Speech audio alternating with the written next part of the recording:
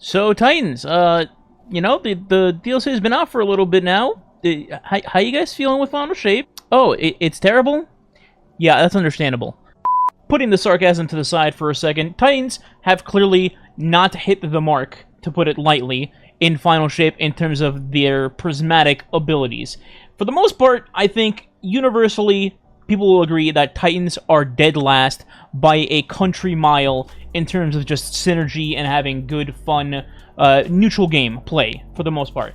Now, I will say that Titans are getting a little bit of a buff in the future from when this video has been recorded in Twilight Arsenal, being that they're getting a buff in damage for that, which is good.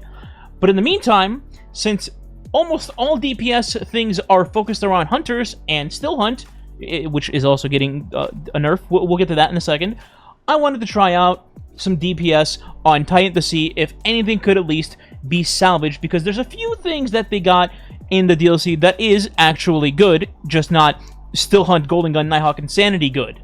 So, I want to talk about it. First, here's just a standard DPS clip to give you an idea.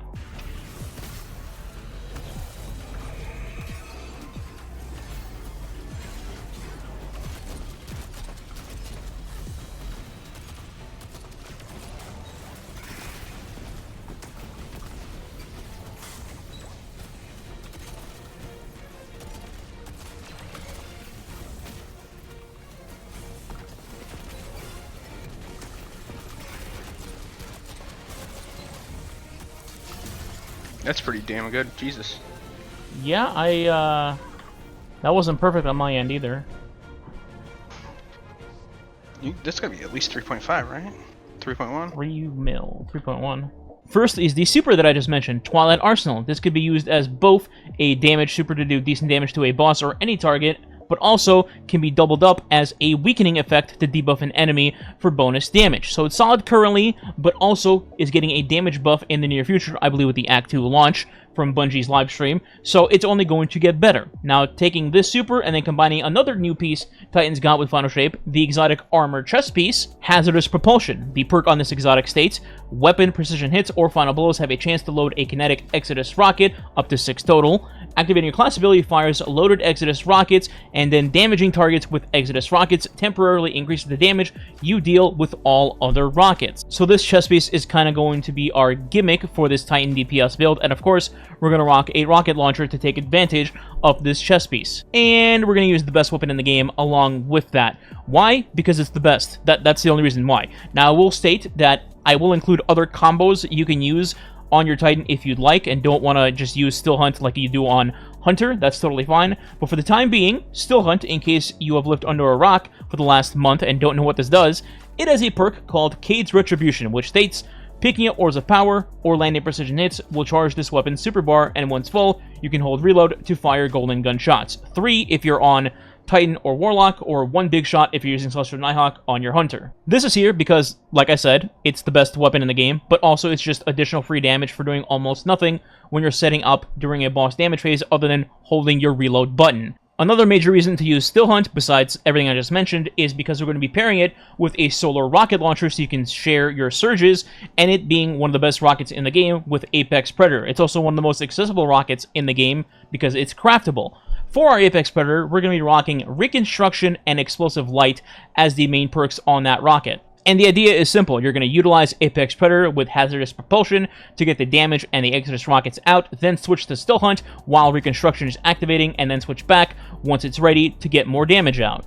Now, before going any further, I do want to very clearly state this is far from perfection in terms of the prismatic setup and the actual rotations that you're going to see versus these boss fights, because I am still myself learning how to do these rotations and getting used to the muscle memory and all that, so this is far from perfect and absolutely could be maximized or optimized for better damage. But with that being said, it's still very fun and still puts up serviceable damage even when you scuff it up like I am. So for our Prismatic Titan, our super is going to be Twilight Arsenal, as we just talked about. Then in our abilities, first we have Thruster. So Thruster is here instead of Rally or Towering Barricade because, one, it's a simple, quick animation where you just dodge and immediately your exit rockets come out. Then you can quickly go back into firing your rockets or your sniper.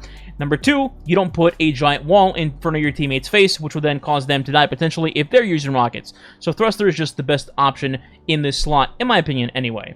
For your jump, you can do whatever you want. I use Strafe Lift personally, Catapult without lying rampant, so you're a psychopath, just saying. Moving on.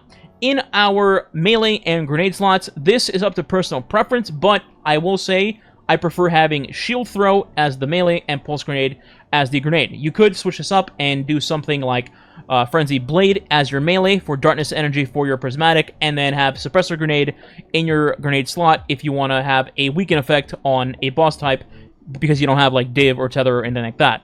For your aspects, it really doesn't matter what you pick. You honestly could go with whatever you'd like. I think the main number one no-brainer here is going to be Consecration. Most people give this as their number one choice because you just get 3 slams, you nuke everything, make things ignite, and get a bunch of light energy through it. And then the other one, again, you can do whatever you'd like. I just have Knockout on in the event that you can get amplified, and, well, when you're amplified, you just zoom around, and that's good, right? So that's pretty much it. Like I said, aspects don't really have a big part in this. Now for our fragments. These actually do play a big part in this setup. So we're going to go left to right as usual. We've got 5 fragments. The first one is going to be Facet of Courage, which states our Arc, Solar, and Void abilities deal increased damage to targets afflicted with darkness debuffs. So, in this case, Strand or Stasis. Typically, this is easily achievable in a proper damage phase of the fire team, either through Riptide, whether it's you or a teammate, or a Hunter, Prismatic Grenade, a Shuriken, a Dust Field, any of the above, which typically somebody has in a boss damage phase, so it's pretty commonly procced, and that's how you get it off. Next one is going to be Facet of Dominance. Your Void Grenades weaken targets, and your Arc Grenades jolt targets. So this is where you would make the choice of either having Pulse Grenade or Suppressor Grenade, depending on what team you're with, what boss you're doing, etc. Number 3 is going to be Facet of Courage, and this one's a big one to get your Prismatic. It states, defeating targets with kinetic weapons grants you bonus Transcendent Energy. Defeating targets with your Super grants you and your nearby allies bonus Transcendent Energy. So this just helps you get along to the finish line of getting your Transcendence built up before a damage phase. Number 4 is going to be Facet of Protection. Pretty standard. While surrounded by combatants, you are more resistant to incoming damage, because why wouldn't you want this, right? And then while your Transcendence, the effects are also increased. And finally, Facet of Dawn. Powered melee hits against targets make you radiant, and powered melee final blows make you and your allies nearby radiant. Now, the core idea here is going to be just trying to get off as many shots and abilities as humanly possible as a rotation.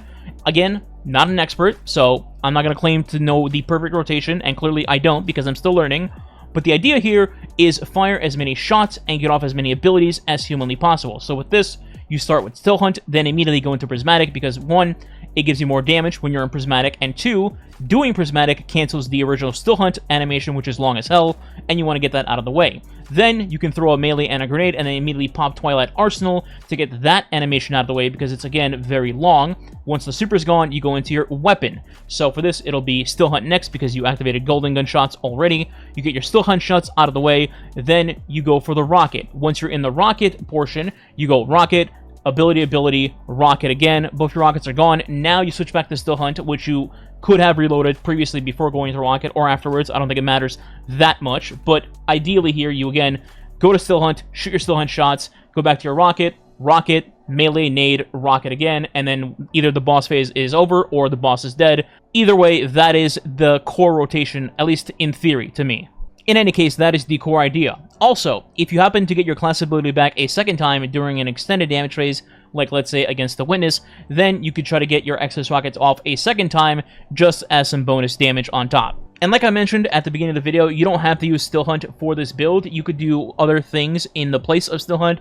Some will say, I want to use the best weapon, so I'm going to use Still Hunt and Apex. Others will say, I don't want to use what everybody else is using, so I'm going to use something different. That's totally fine. The only thing you have to worry about realistically is matching the affinity of whatever rocket you want to use, and then whatever sniper you want to use. So for example, if you're going to use Crux, then you match it with an arc sniper like Cloud Strike. If you want to use Stasis for Cold Comfort, then you match it with like a Rukanji because it's a Stasis sniper. The main point is to match your Surge Boots with the two weapons that you're using, so you're not losing out on damage if you're going to do like, let's say, Apex and then a Void Sniper, and one of the Surges is just not there to get the bonus damage. For general armor mods, to help for consistency's sake, you could put on a loader mod in your gloves for whatever weapons you're using, whether it's solar, stasis, arc, etc. And then also you could have focusing strike and or bolster and detonation to help out getting your class ability faster when you cause damage with a grenade and or melee.